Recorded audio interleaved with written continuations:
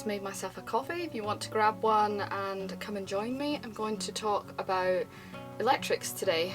I'm going to try and make it as interesting as I can because it can be quite a complicated subject. So yeah, go make yourself a coffee and come and sit and join me. So I'm going to start with what electrics I have and what I've recently had fitted. So in December, when I was in Scotland for the month, I had solar fitted. So I went for one 340 watt solar panel that's mounted to the front of the boat.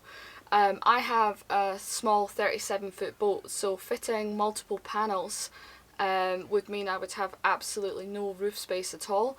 So I decided to go for one larger panel instead of two 150 watt panels. So I have one 340 watt panel that's mounted to the front of the boat, and it is on a bracket system where I can tilt it depending on where the sun is coming from. So along with the solar panel, I also got fitted a MPPT charge controller. So I went for this one, which is the Victron 100-50. So I went for this one because there is space that I could fit one more panel if I decided that's what I wanted to do. So I fitted the system that it could cope with it if the solar was to be increased. It's mounted in the wardrobe alongside the inverter charger. So far it's hard to say really because it's just been winter sun. So there has been a couple of days where I've had, I think it was up to 160 watts I got one day. Of winter sun, which I was quite pleased about that.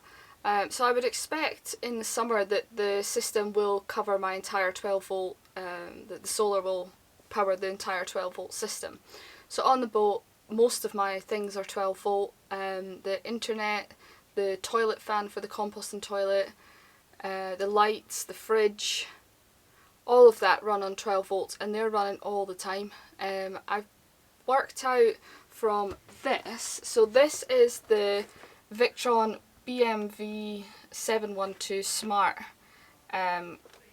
battery monitor. I'm pretty sure that's what it is. Yeah, BMV 712 Smart battery monitor.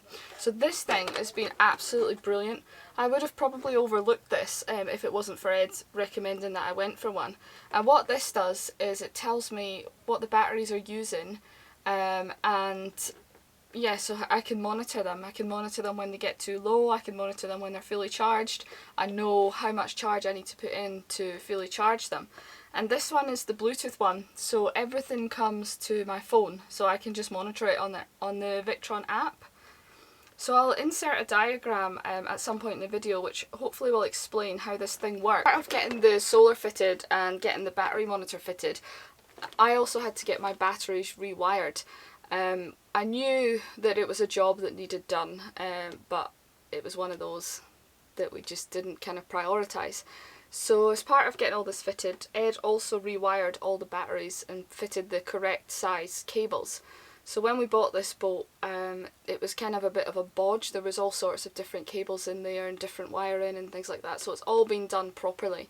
So I'll show you that later in the video. It looks really good and it's got the proper isolation switches now, so I can isolate the whole system. Now over the winter, to continuously cruise, obviously with the winter sun you don't get enough solar. So there's two other ways that you can charge. So for me, I charge the boat using the engine. I found, again, using the battery monitor, that there's this little sweet spot where I just get enough volts and it charges the batteries much quicker than the generator. So the generator is the other way that I can get charge. So it tops everything up, and you'll see from making coffee that I need the generator. So some people will think that this is excessive, and it probably is. But my coffee machine is 1800 watts and my inverter is 800 watts. So I have to take more watts from the generator to be able to run the coffee machine. So the generator is a Clark 2.2, so that easily powers the coffee machine, but I can top it up if I need to using the inverter, so I didn't know that you could do that. so the inverter adds in a little bit extra power if it's needed, but it's not because the generator covers the coffee machine. May consider when I change the batteries in a couple of years' time that I might increase the inverter, because it is much easier to not have to faff with the generator. And in the summer, when the solar's good, I'm not worried about the charge going back into the batteries, because they'll be able to cope with it. The reason I didn't go for a big inverter the first time round is because I only have 2 leisure batteries, and I didn't want to completely drain them just to make a cup of coffee. It's not really good. So yeah, but when I come to increase the battery bank and go for either 3 or 4 leisures, at that point I may consider upping the inverter to maybe a 2000 watt, or maybe even a 3, depending on price. So that's where I'm at with my electrics. So I'll get into showing you how the system's all wired up now and what it looks like. First though, I'm going to finish this coffee. He's a good boy. He's a good boy. You still tired? Are you?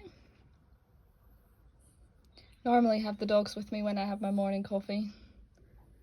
Hugo's up, but Coco is still buried in her bed. Hey, you're both lazy dogs in the morning. Don't know who you get that from. What are you doing? Hey, what are you doing? Watch, you don't roll off the couch though. You do a little belly rub, do you? Yeah, I would just stay in my bed as well if I could get away with it. So this is the diagram for the BMV battery monitor. So you can see on the left that it takes a feed from the battery, goes into a shunt, and that shunt feeds information to the battery monitor. So just to show you the BMV battery monitor installed, it's really small actually. I just got it fitted to the side of the wardrobe, just underneath the central heating control switch. So I'll just show you for reference. That's it there. It's a tiny little thing. It lights up and gives you some information, but I just use the information from the app on my phone. So this is what the app shows. It gives me the percentage charge that the batteries have, and it also gives me information about voltage and current and amps and things. The app also gives you the information in this graph where you can see the voltage in blue and the amps that the boat's drawing in the orange line.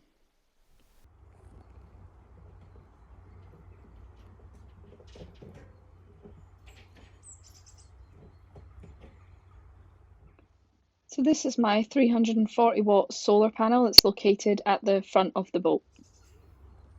So crammed in the wardrobe, I wish this boat had a bigger wardrobe, my clothes just fill it way too much, is the MPPT charge controller. So that's this unit here. Beside it is the inverter charger. So that controls the solar that's coming in and feeds it to the batteries. So that's what that does. So this is the graph that shows how much solar I've had in. It's on the same app as the BMV battery monitor. This is inside my engine bay.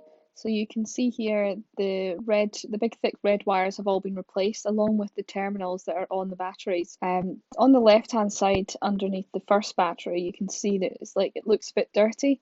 That's because when we bought the boat we actually had an exploded battery. So that's all been replaced now. So that's it for this vlog. I hope that you found it interesting. I know it's a bit of a boring subject, but if you've made it to this far, then that's good to know. At the moment I am releasing vlogs every week, so if you want to subscribe, I would much appreciate that. If you hit the notification bell as well, you'll get notified of any videos that I do release, so you won't miss one. So I hope you enjoyed it. Give me a thumbs up if you did, and leave me a comment below if you've got any questions or if there's anything in particular you'd like me to film. So yeah, I'll see you next time. Thank you, bye!